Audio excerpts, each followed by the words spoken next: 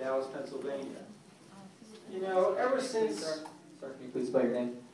Barrett. Thank you. And some of the college friends forget.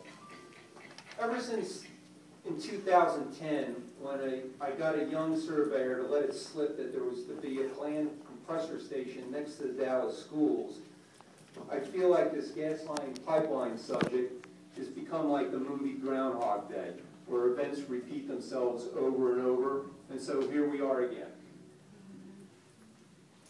And will be in the future. The PennEast will start near the Dallas schools, and it doesn't take a genius to know that toxic fumes of a compressor station next to a school is a dunce of a concept. First, the gas-influenced state reps tried to kill local zoning. After that didn't work, they tried to put it under the purview of the PUC. When that failed, now we're coming back to the point where they want to put it under the DEP.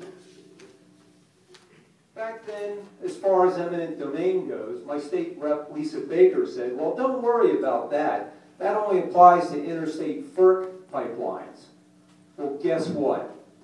Surprise. Everything now is a FERC line. And the gas, according to the presentations by the companies, eventually is going to be put up for export. So not only is it going to leave PA, it'll go to our economic rivals like China and India.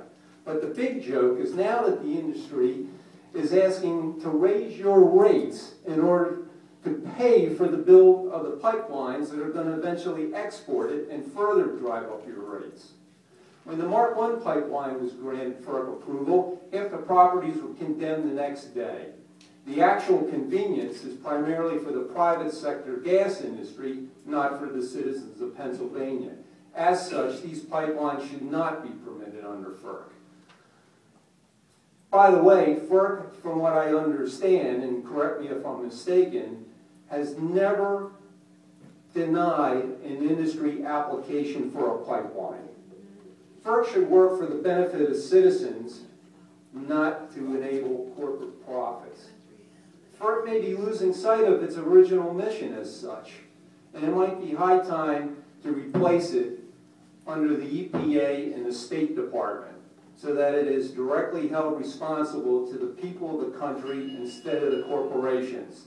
Prove me wrong, deny the application. Thank you.